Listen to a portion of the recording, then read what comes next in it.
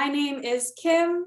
I am the Solutions Journalism Trainer with Journalists for Human Rights for the western part of the country, and my colleague Zia is here on the call as well. Hi, my name is Zia. I am a trainer for the eastern end of the country. I also work as a health editor at Extra, which is an LGBTQ plus publication here in Canada. So thank you so much for being here with us today. We're excited to get started. And so thank you all for coming today. And today we will be talking about how to integrate solutions journalism into your daily reporting. So reporting and crafting a strong solution story takes time, but even small newsrooms with tight deadlines can use solutions journalism in their daily reporting. We have brought in 2 American journalists today, and they have experience producing solution stories for small local newsrooms, and they will share their experience and best practices. Hopefully today you will learn about the content and the process of solutions journalism reporting, and will come away with concrete tools to integrate solutions journalism into your daily reporting. So today we have with us Melissa Cassett, and she has over a decade of media experience. She was the deputy editor at the Jackson Hole News and Guide in Jackson, Wyoming, where she oversaw a reporter who regularly crafted solutions journalism stories. Cassett is now the Mountain Northwest Region Manager for the Solutions Journalism Network. We also have with us today Tom Halberg, and he is a health and education reporter in Jackson, Wyoming. And he participated in the 2020 Solutions Journalism Network Mentorship Program. After a long time in outdoor education and wilderness therapy, he found his way to journalism and likes finding ways to use his creative writing background in local journalism. We did have a third journalist on the docket today, Amy, but unfortunately she was not able to make it as she is experiencing a power outage and so doesn't have access to the internet. But we're very excited to have our panelists with us here today. So now I'm going to turn it over to Melissa, and I will ask her to spend just a couple minutes talking about some projects she has worked on and what it looks like to bring solutions journalism into a small newsroom. Thank you. So we at the News and Guide, and I was just explaining this before I came in the room, I'm sure I'm going to slip back into saying we as though I still work for the News and Guide because I just recently left. So it still feels very much like my hometown paper. At the News and Guide, we did a couple of Solutions Journalism Network trainings. And if you've done any of the trainings, you probably experienced the same thing, felt very inspired and very excited to work on some solutions projects. But initially, we were looking at it as they need to be a large scale project. They need to be A1 stories. And it was a little intimidating, and for a while it paralyzed us. So getting a second training kind of re-excited us about the whole venture. And my former colleague Tom was one of the reporters who the concept really resonated with him. So we decided, after feeling a little bit like starts and stops with some solutions ideas, that we were just going to do a story, just try it out, kind of a low stakes story that would go in one of our special sections. And as an editor, the nice thing as I was budgeting for the special section is I didn't do anything really that special as far as arranging time or resources for that story. We didn't need to. It could just be part of our docket of stories. So worked with Tom, and the story was about birth control. And he worked it into his normal flow of what he would normally do for a special section. And we published it. And the greatest thing about that was just getting over that hump of thinking about solution stories as they need to be a big story. They need to be X-part series. There needs to be involved travel. For us, I think a turning point was recognizing solutions journalism is a part of your regular reporting. you likely have solutions journalism stories on your desk right now that could be worked into your regular schedule. It doesn't have to be something you need to allocate more time to. So I point to that story often first as one that was really impactful to our newsroom, because it really allowed us to start thinking differently about how we start to report stories. And that's what allowed us to really start to integrate stories more regularly, solution stories more regularly into our content. So that's one story I often point to. The other one I like to point to is one that Tom did about 3D mask printing. That one came out after, shortly after COVID hit our area. And one of my favorite things about this story is he literally reported it all in a day. And it's like a 500 or 600 word story. It's not super long, but it does hit all the 4 pillars. It is a very well-rounded solution story, though it's short. So I like that one as an example as well of something that you can take on as, you know, kind of a normal quote unquote story, and still hit all the solutions requirements and have a really great story for your community that doesn't take a ton of extra time. I can pop links to those below so you can take a look at the stories I'm talking about. But those two are often the ones I point to initially, because while solutions journalism can be really big, really well-researched, long, multiple part series, and Tom will talk about this too, he's done those, they can easily be incorporated into your regular day-to-day reporting. It's more of a matter of changing how you look at the story before you even start. So I will throw a couple links below and hand it over to Tom to talk about some of the impactful stories that he's worked on. Hello, everyone. I'll talk about the birth control story for a second, because I think that was a good one. It was really eye-opening, and I have to say it was much easier than I had thought like solutions reporting would be. I know that kind of like what Melissa had said, the solutions it was looked at as this like big sort of life-changing approach that took a lot of extra work to kind of get to. And really this birth control story, it's a bit longer. It's about how Colorado used Medicaid expansion and Title X, which is a program in America, to offer low-cost birth control to low-income families. And it had a whole sort of range of benefits. It lowered teen pregnancy, abortion rates, and things like that. And really, I talked to our health department, I talked to the Colorado Health Department that implemented it, and then I talked to a couple clinics that were Title X clinics. And so they were the ones that actually were administering the program. And that was it. And then I used a report that Colorado put out to get some of the numbers to show the evidence. But really, like, those are all things that I would have done for a non-solutions health story. And I think that one was really, it was great because it showed us that, solutions reporting is just normal reporting. You just kind of have a few kind of boxes that you're checking.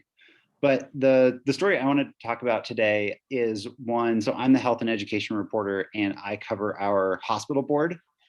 And I was at a hospital board meeting right at the beginning of the pandemic, and they announced that they were doing a nurses retraining program. So they were going to take nurses who had been in critical care before, and now were working in the mother baby unit, for instance, and they were going to retrain them on critical care so that they could be used in the ER, or they had this tent for a potential surge in COVID patients. And so they were basically, if they were worried that their nurses were going to get sick and they weren't going to have enough people to take care of patients. And so they instituted this program where they used online trainings to kind of bring people's skills back up to speed.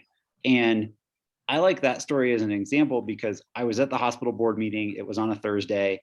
They mentioned this program.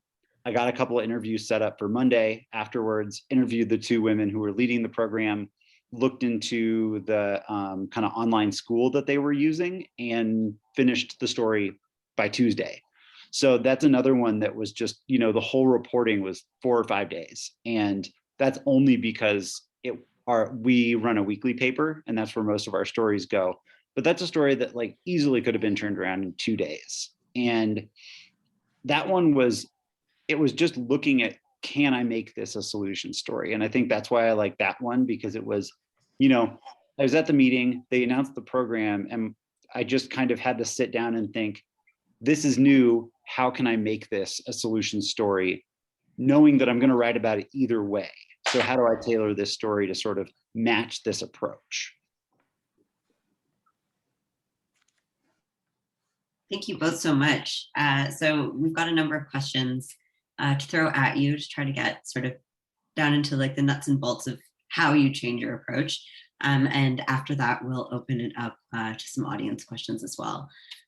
So to start, Tom, can you tell us a bit about the actual size of the newsroom that you're working with? Like what size is the team, and what does doing Sojo regularly look like for you?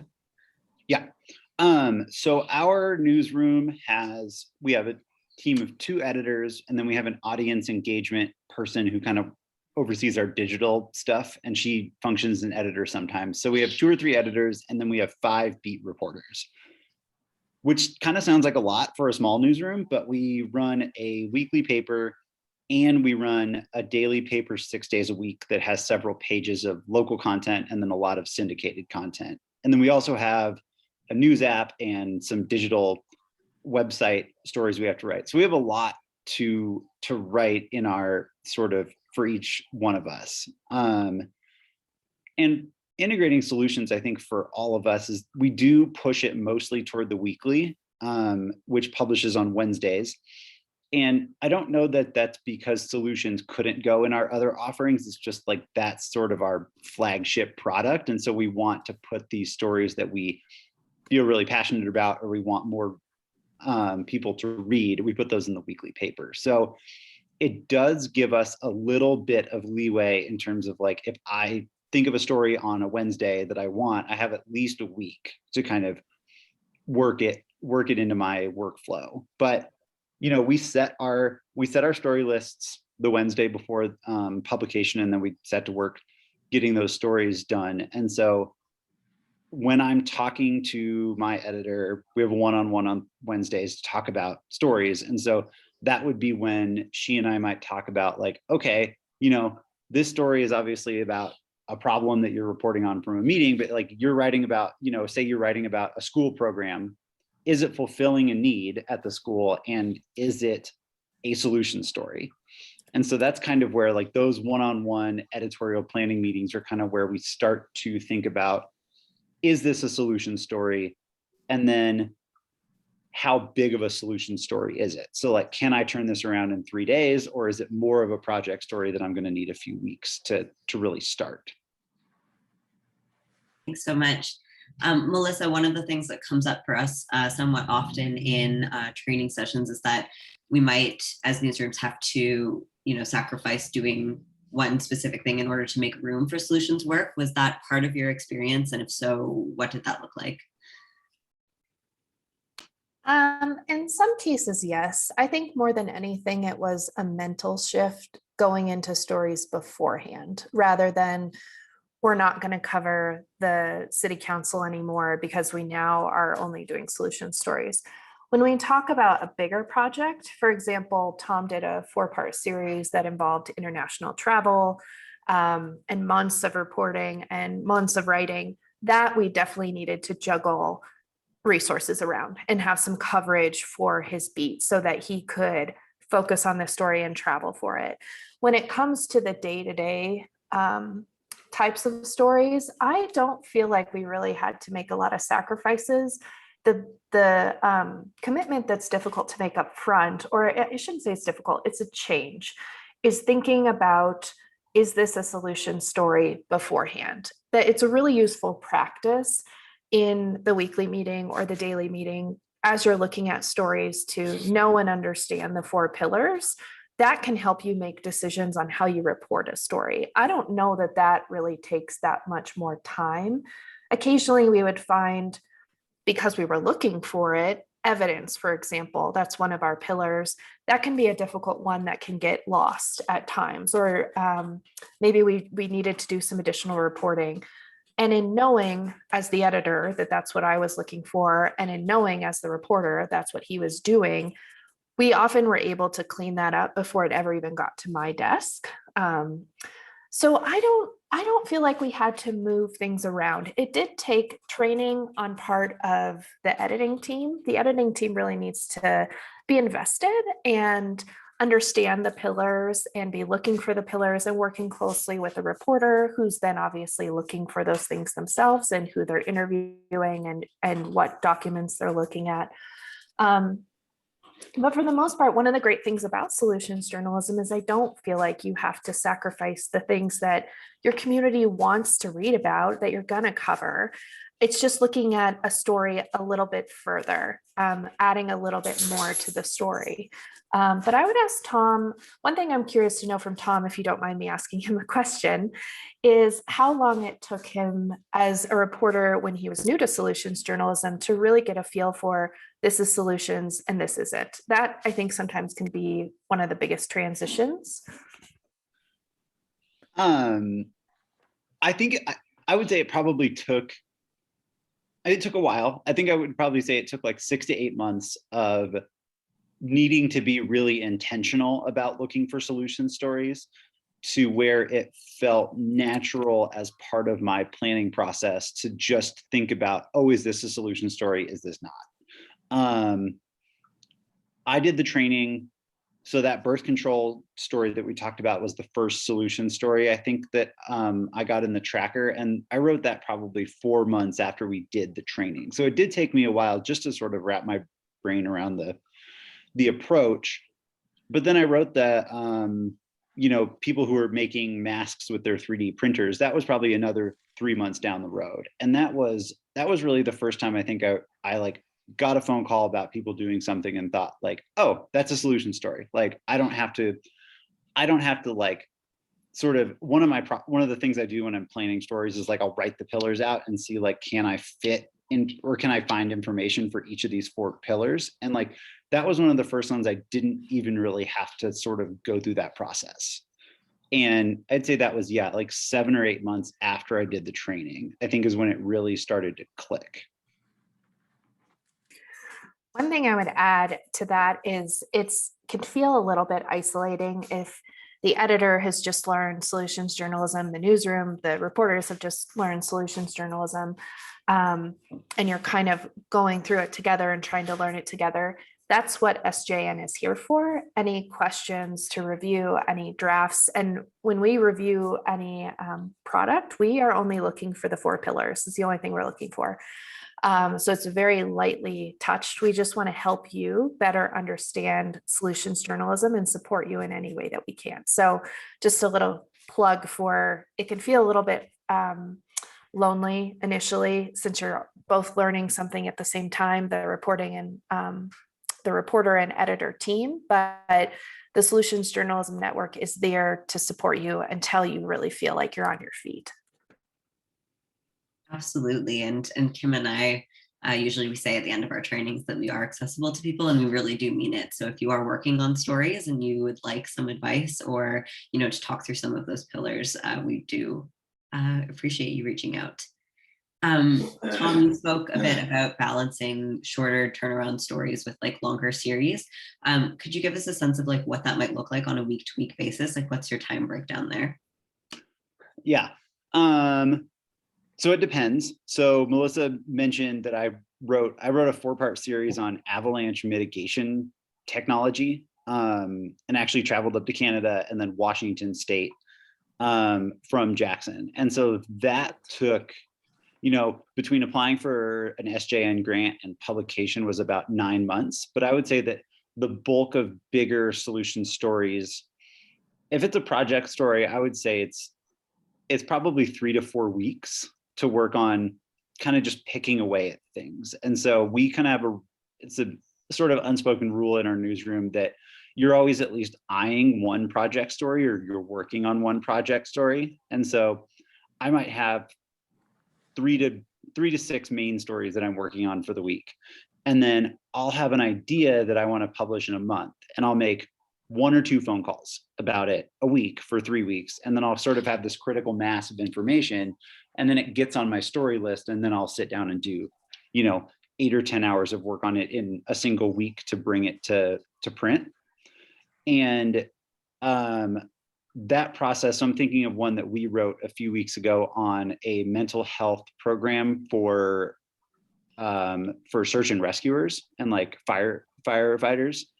And that was one we just kind of picked away at, and we didn't necessarily have it in our mind as a solution story when we started it. But a colleague and I worked on it, and we made 2 or 3 interviews a piece for a couple weeks. And when we had enough and we started really thinking about it, we, kind of got to the point where we're like, we think this is a solution story. It's sort of evolved into this. And now as we're putting it together, let's just make sure that we have all the pillars here. And because it was a project story, we put it together well before publication. And so had we run into like not having one of the pillars, we would have had time to make one last phone call to sort of make sure that we covered all those bases. And so, yeah, I would say under a month is basically our project timeline. This is a question for both of you. We'll start with Melissa, but Tom, if you have anything to add after, please go ahead. What do you wish your newsroom would have known before you started doing Sojo on a regular basis? Oh, there's a couple of things, I think. One, like I said about the training, when we had the training, I remember myself and my colleagues feeling so inspired and immediately wanting to tackle like the 4-part series that Tom was just talking about. And it was overwhelming, and we just got paralyzed. So I think one of the things that I would tell a newsroom interested in solutions journalism is just do a one-part story. And it doesn't have to be a cover story. It doesn't have to be splashy. It can be just a part of your regular reporting that you're trying on a solutions angle with it. The other thing I would say is don't worry about the tracker. Worry about the 4 pillars, yes. And what we train for is obviously what we support as solutions journalism, but even stories that don't make it into our tracker are great stories. And it takes a while to really understand solutions journalism and to do it regularly. And don't worry about the tracker initially. That's what like myself, that's why I'm here. That's why my colleagues are here. We're here to help you along your journey of adding this into your work more regularly. So while we love to have things in our tracker and we love to have all these examples and it's awesome, we celebrate it every time it happens, it doesn't have to be your main goal. I mean, you're still doing great work for your community. The last thing I would say is it's really important that the editor and the reporter and the whole team, whoever the team is working on these stories, they're all invested in the concept. What we have seen in the past is if an editor, for example, doesn't, has other things going on, other things on the plate, isn't really focused on the 4 pillars. For example, when editing a solution story, they may inadvertently edit part of that out, edit part of what we had reported on intentionally out of the story. And same thing on the other end. If a reporter isn't really focused on those pillars when reporting, they may not ask some of the questions they easily could have asked because they weren't thinking about it beforehand. So having your team really aligned on what a story is looking for and how it's going to be edited with that in mind can be really crucial to having success. The only thing I would add, and I think that this is something you just learn by journalism is somewhat just learning by doing. But I think that I wish that our newsroom had learned a few more concrete skills about solution journalism. Like how are we structuring interviews to get to a solutions angle? And like I now have a process for that, but like I developed that through my reporting and like what works for me. But having an example of that up front, I think would have been really nice.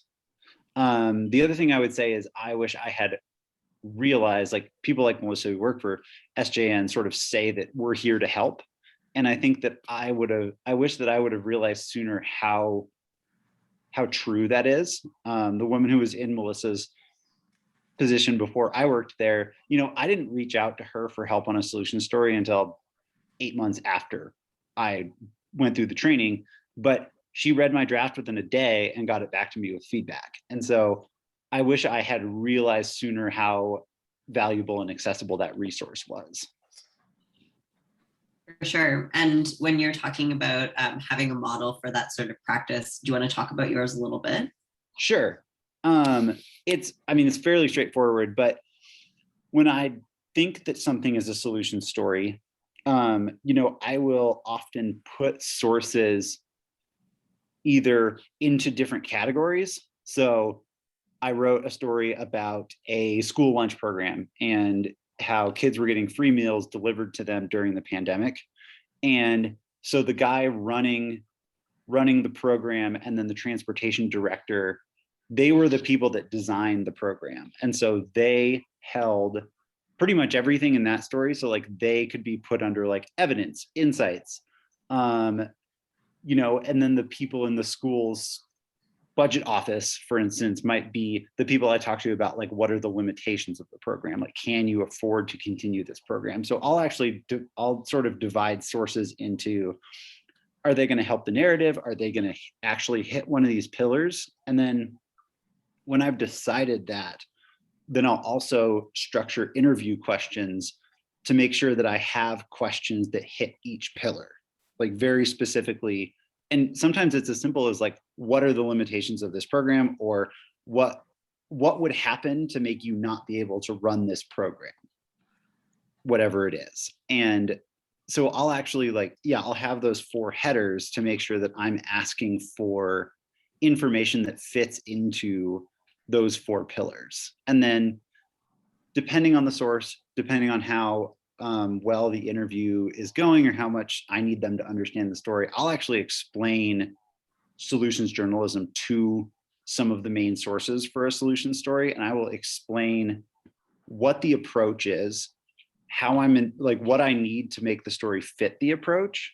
And then I'll actually tell them about the 4 pillars, because sometimes they'll know about a limitation that I'm not even thinking about asking about. But if they know that I need to know what made it difficult for them, they can tell me without me necessarily knowing exactly what I need to ask. That's really interesting. This is again a question for the 2 of you. I'm curious to know what kind of feedback you've got from your audience. Why for you has it been useful to shift to a solutions journalism approach in a more sustained way? Let's start. I think, we at the News and Guide, we received quite a bit of anecdotal evidence that people were responding well to the story. They were interested in the stories. The other thing I thought a lot about as an editor, and I worked the closest with Tom, so I'm kind of speaking for what I saw in him. He can correct me if I'm wrong, but giving journalists something to work on that doesn't feel like it's just another story they've written before, another problem they've written about 100 times, especially journalists who've been in the field for a long time. They know their beat really well. They know the problems really well. It gives them a new way to report on something that feels fresh and a little more exciting, versus the story that they've told 100 times and it feels like their community isn't moving forward with it. So that's one of the benefits. It's a little less, certainly it's not necessarily a direct from the audience, but something that I valued really highly as an editor, seeing journalists engage with the content in a different way.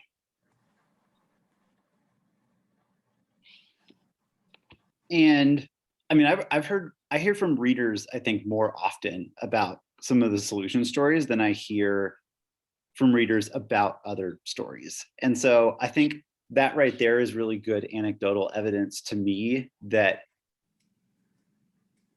readers are engaging with the material or excited by it in a different way. Jackson is a pretty affluent, well-educated community, and people read the paper. A lot of people read the paper, but they don't often reach out unless they have problems with the coverage, or if they're upset about something in the community that they think we're not covering in a particular way, or we're not doing well enough. And so to get emails from readers who are excited about the coverage is a somewhat new feeling. And I think that that shows how well people are responding to it. And then one thing I can think of is I got a call after I published the big 4-part avalanche mitigation story series. One of our county commissioners, I think, pulled out a copy of the News and Guide, like with the story in it, and like talked about it, and then added one of the mitigation one of the infrastructure solutions to the draft transportation plan, or asked that it be added during the meeting. And so that's a very concrete example of not only readers sort of engaging with what we're writing about, but actually public officials who are reading it and thinking, this could work. That's great. That's an awesome example. Melissa, as an editor, how did you rather support journalists who were working on solutions journalism stories? Or what advice would you have to other editors who are hoping to do this? Yeah, I had it pretty easy because Tom was so excited about solutions journalism and he got it really quickly. And we brainstormed really well together. So it was really fun working and learning together, learning how to do it together.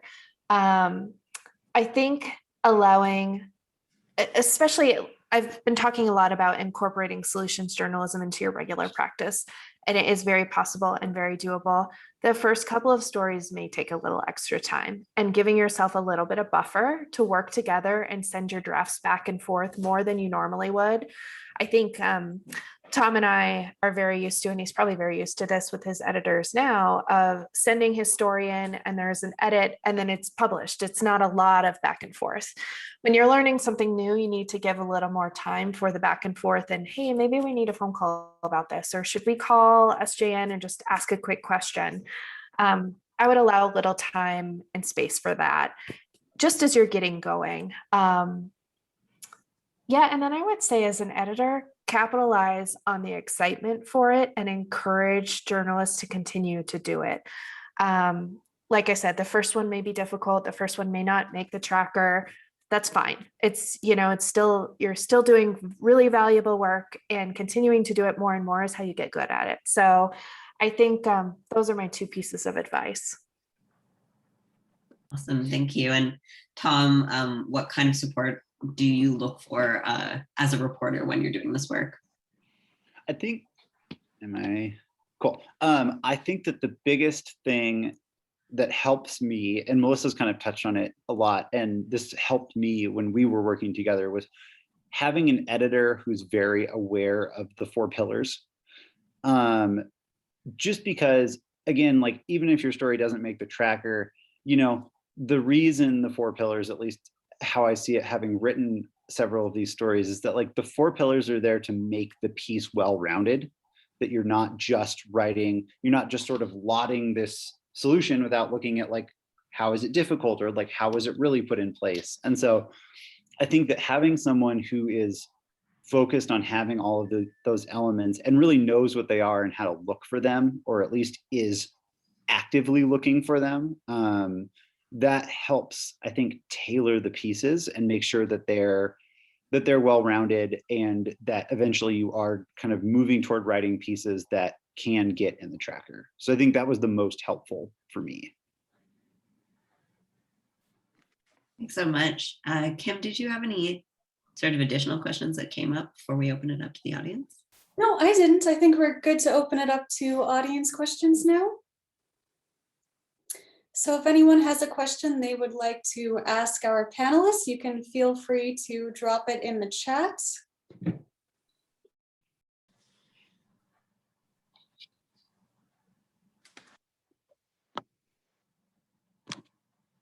One thing I would add while we're waiting for people to type or think of their questions is before I became an editor at the News and Guide, I was a county reporter. So I sat through a lot of meetings and wrote a lot about task forces and new legislation. And on the surface, those felt very solutionsy. One thing that I wish I would have known then is they can be, and those stories are really important for the community to know what's going on. They also can be a great way to tell the story of how this new task force, for example, may be a really good solution in asking the question of whoever designed it, where did this idea come from? Who helped you come up with this new policy? Who helped you come up with this new legislation? That's where a lot of solution stories come from. And that's going to come up on your day-to-day regular reporting. And it makes for such a richer story and really rounds out the potential impacts, evidence, limitations of what this new program may offer your community. It's one thing I really wish I would have known as I was doing just county reporting, which I think is such a, and I have a bias because I did it. I love that reporting. I think it's so valuable, especially to small communities, having reporters in those chambers following what's going on. But there's a way to also round out and give a broader perspective to your community about how this could potentially really affect your town based off of how a similar program has worked somewhere else, and asking that question of the people who bring those proposals forward of where did you come up with this idea can be your entryway into it. That's a great tip. Maria would like to know, does anyone write Sojo stories with the opposite tack, looking at where a policy has gone wrong instead of looking at a solution that works? Yeah, I feel like not always intentionally, but it comes up sometimes because when you start looking at limitations and evidence, you can realize this doesn't work or it doesn't work here. And there is a term for it in SJN, and I think it's like a near solution or a solutions fail. I can't remember what we call these. I still see them as very valuable stories.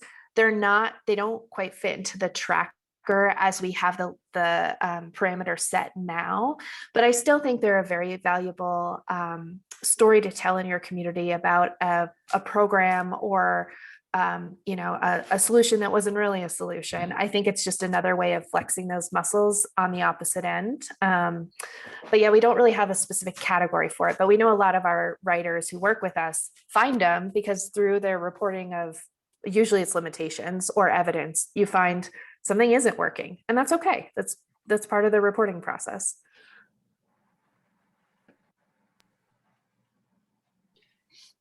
We've got a question from Julie. For those of us who are total newbies to this idea, can you briefly touch on each of the 4 pillars?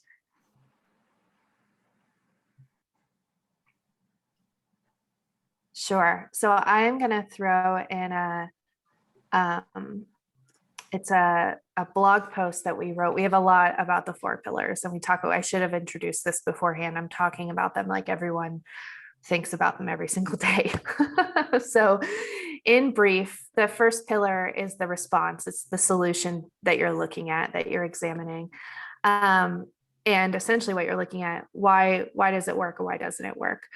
That sets the basis for the whole story. I think of the response, this is a little bit different than how I would do some other reporting. I think of the response as the main character of the story. Everything should revolve around the response, not necessarily the people who are involved in the response. There are certainly parts of the story, but the main character is the response itself.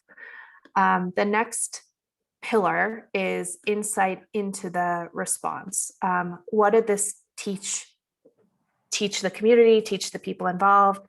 I think insight and evidence, which is the third pillar, and these aren't in any particular order. We ordered them, but they don't come in that order.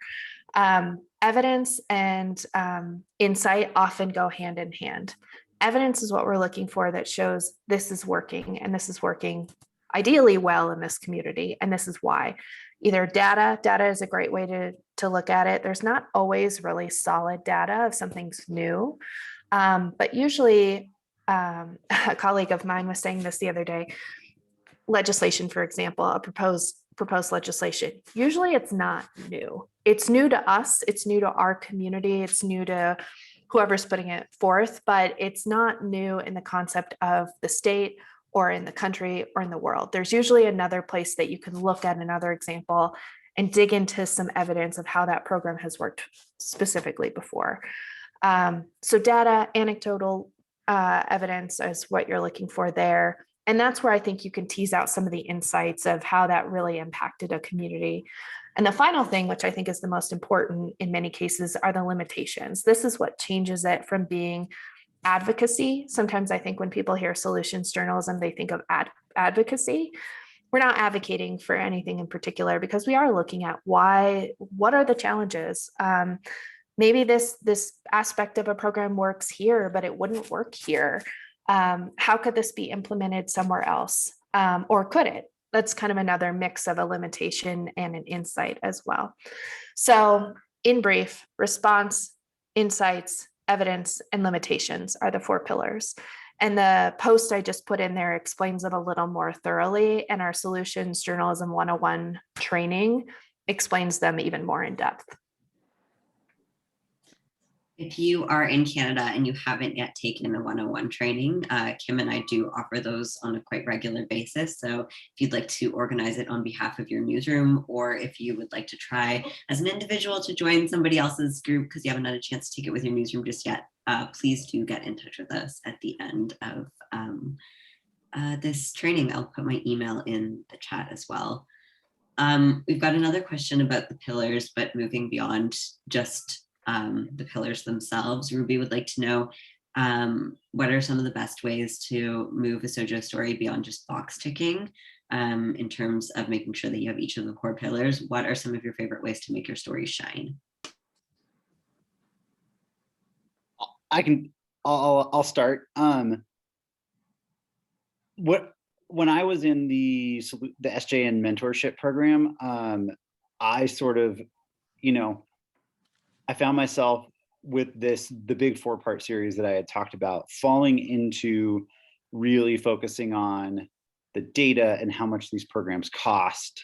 And I was reminded by somebody in the program that solutions always affect people. Like there are characters to whatever story you're talking about. And I think that my biggest thing is focusing on character and narrative and then fitting the information that fits the pillars into that larger thing. So when I wrote that, the avalanche mitigation story was about avalanches closing a highway here that's really important for commuters. And so, remembering that like the reason this matters is that because people can't get to work, or they're going to work and they can't get home to their kids who are in school on the other side of the mountain pass. And so, sort of bookending the more nuts and bolts solution stuff with people who are really affected is, I think, a really good way to go. And then Melissa kind of mentioned this, but I really try to tease out the response and insight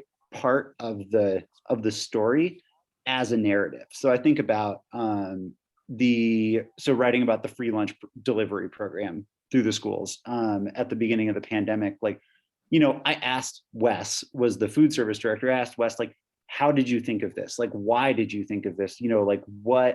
How are you feeling when you knew that like these kids that get lunch every day are going to be at home and they don't have the same support that they're going to have? And so, the people who are creating these solutions, like there's a narrative of how they reached whatever solution it is. And, they also sort of have emotions invested in that solution. And so I really try to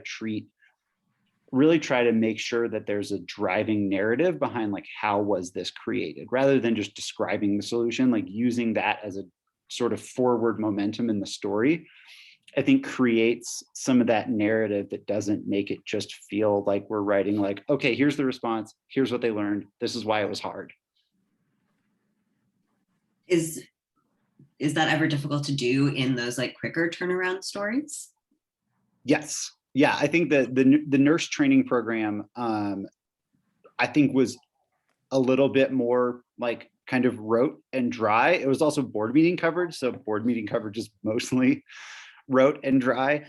So it doesn't work with every story. It really doesn't, unless you want to, I probably could have found some nurses that were excited to move from the OBGYN unit to the ER and like gotten some sort of characters in there. But yeah, it is more difficult to do. And I think it does require, it sometimes will require more reporting. I'm wondering if either of you have any interviewing tips. Melissa just sent me a message about the topic of interviewing tips for Sojo. And I think that's actually an amazing idea. Off the top of your head, do you have any to share, either of you?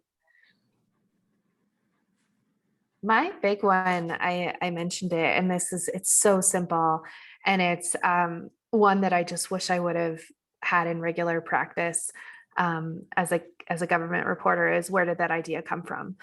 9 times out of 10, it came from another place, and that immediately gives you something to look at that can turn your story from they created a task force into a solution story looking at a similar task force or a similar program. Your sources are being inspired by other programs, other ideas, other people. They're often your key to finding where these other solutions are.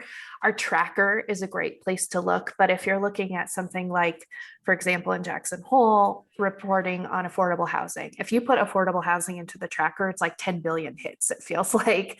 So talking to the people who are really close in your source community about the new ideas they're exploring, the new programs they're exploring, where they are, that's often the best place to find the solutions that you then can really dig into and investigate.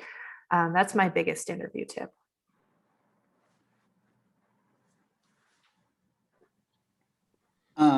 I guess I'll reiterate what I said earlier. I think like dividing questions into the pillars really helps me. And then also just explaining what solutions journalism is and like having the source sort of help guide you through the things that you need. I found that it's really helpful, and I think it helps sources sort of refine and structure their own thoughts about it in a way that's like really helpful for doing some of this reporting. And then I do have some subjective questions, especially about evidence, because evidence can be it can be a really difficult pillar to get to.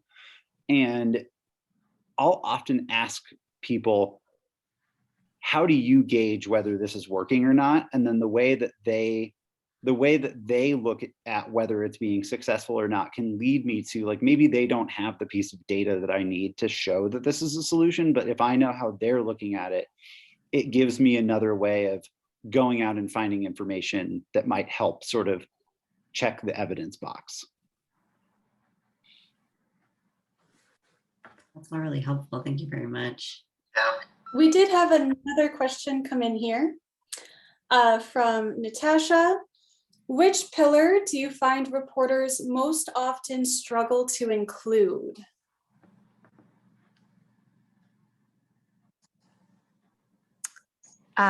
Evidence. Evidence can be the hardest one, I think. In my experience, that's been the hardest one.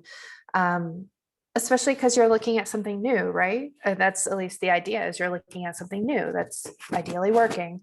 How do you show that it's working? That's where I think having those questions about, where else has this been done? Where else are we looking? And I think Tom's insights about how are you defining success, that can help frame your question of evidence, but that's often the most difficult. But I'd ask Tom also what he thinks his has been as he's done this reporting. Honestly, limitations, I think, has been the hardest. And it might be, so as a health and education reporter, everything is data heavy. And I think that I've already had it sort of drilled into me that like you're looking for evidence and you're looking for data as a foundation for a lot of health and education stories. And so I think limitations are really important, like Melissa said, so that it's not sort of advocacy journalism. And I think that limitations are sometimes the thing I forget until I start writing the story. So that one to me has been the one that's not necessarily hardest to get to, but it's the one I think I feel least excited about when I find a new solution story. And I think that's why it can be sometimes difficult for me to remember to look for that, because I'm so excited that something is working that I want to keep writing about why it's working. And I forget to look at, how would this be difficult to implement elsewhere? Or, were there stops and starts beforehand? So yeah, for me, that's definitely, I think, the hardest one. I've definitely turned in a couple stories to the tracker where like they've had everything else, but they don't have that. We've got another question. Common mistakes reporters make when starting out.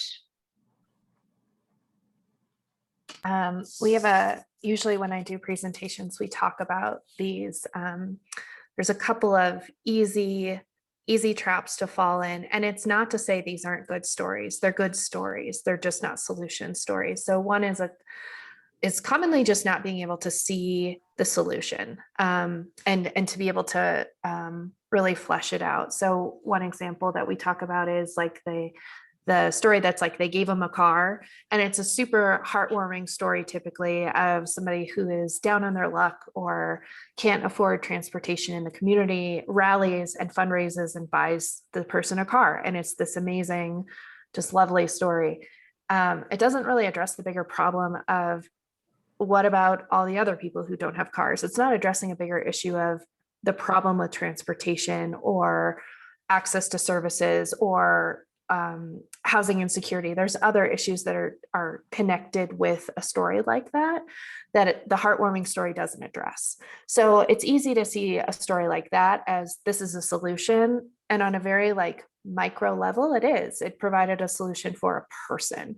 A big limitation is it doesn't provide a solution for other people in that scenario. So we call those stories like nice people doing nice things.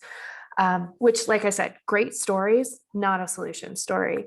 The other common mistake is seeing something new, task force, policy, funding, opportunity, or a new grant, and thinking this is a solution. And it might be an amazing solution, but finding where that work has been done before. Has a grant provided funding for a similar program that has worked or hasn't worked? Can we follow where these ideas have played out and gain some insight from that? That's what turns that corner. So that's what I would say is a common misconception. And like Tom spoke to, it can take 6 to 8 months to really start seeing solutions clearly as they come up and being able to say, yes, this is one, and no, this isn't one, and that's fine. We're going to write this story the way it is. I would say the biggest thing, and I think this kind of reiterates a point we made at the beginning, but I think that not doing solutions journalism because you think it's like this huge thing is a mistake that I know that we made in our newsroom and that like I made in my own reporting.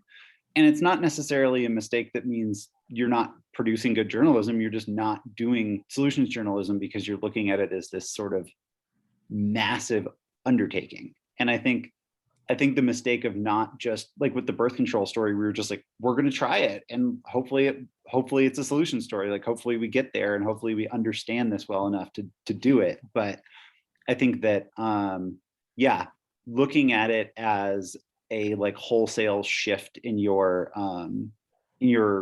the way you do journalism is, I think, a mistake that is easy to make when you haven't written a few of these stories. I can weigh in on this briefly as well, just in my experience so far, training and seeing people's input. Another common mistake, I think, is confusing service stories for solution stories. So again, teaching somebody how to do something as an individual in their own life isn't necessarily going to be a solution story. And those stories are super useful. People love service journalism for a reason, and there's definitely a place for it. But if we're not tackling sort of like a wider systemic issue, it's not necessarily going to be solutions journalism. I actually have a question to ask our panelists. For the journalists or the editors who are inspired by solutions journalism and who want to start doing it, what would be a piece of advice that you could give them to get them over that first hump, to have them get their foot in the door to solutions journalism? I would say do the training and then do it right away.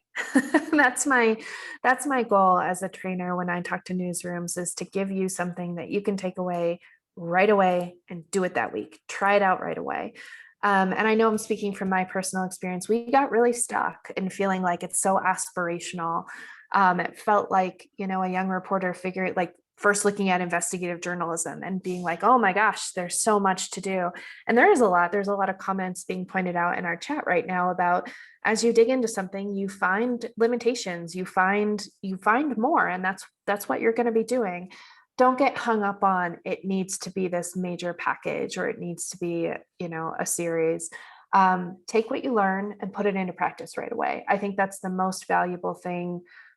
Once we did it in my newsroom, we started doing it a little bit quicker and a little bit quicker. And now I feel like Tom he's my shining example of somebody who learned it and now does it regularly and does it independently and doesn't need, there's always resources and support to help him, but he does it on his own. And that comes from just practicing it. So the training is there for you. The resources with SJN are there for you, but give it a try and do it right away and just see if it resonates. And that's probably my biggest piece. This is just my process. But one thing that really helped me was using the tracker, like reading a bunch of stories in the tracker. Like, when I was in grad school, one way they taught us how to write fiction and creative nonfiction was just they're like, you read this month, you don't write, you just read as many books as you can. And like, that's going to inspire you and you're going to pick things up from the stories that you're reading. And I tried to treat solutions journalism the same way. So like picking things up out of the tracker and saying, I'm interested in mental health and I'm interested in, police reform and I'm interested in healthcare. And so I'm going to look at these themes that I'm interested in or that are my beats to report on. And I'm just going to read, 15 or 20 stories. And that does take time, but you start to read it and you see how other people sort of integrate it into their stories. And it can make it seem, I think, less mystifying when you're starting out. Yeah, a question in that vein, like as a beat reporter, like I have sources that I go to, and like that's part of what makes, like, it speeds up the process of doing your work once you have like a critical base of sources that you go to, or that that you can consult. Have you developed something similar when you're doing Sojo work other than the tracker? Not really. Like, I don't think I've developed like new sourcing outside of it.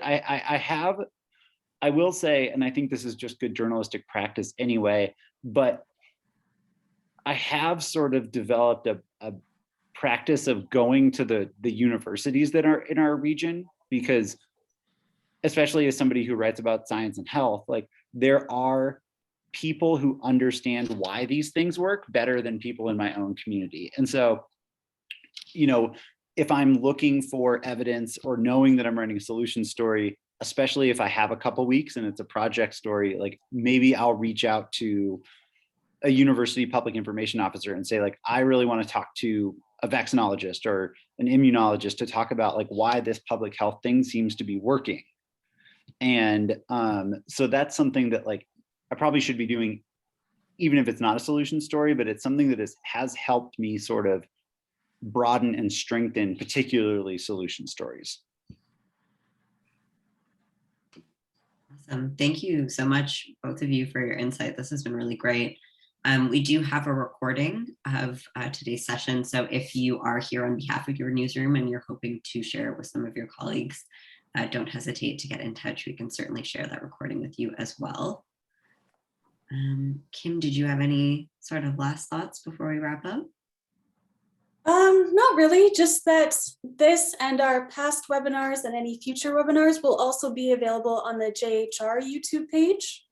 So if you need another way to access them, you can get them on there. Just another reminder that Zia and I are always here to answer your questions or to put you in touch with whoever at the Solutions Journalism Network might be able to help you. Don't think I have anything else to add other than that.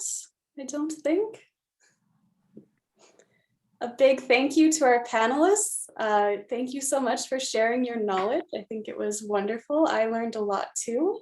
Mm-hmm. Absolutely. All right, I guess we'll sign off for the day. Thank you everyone so much for coming. And we hope to hear from you and read all of your solutions journalism stories soon. Thank you. Bye, everyone.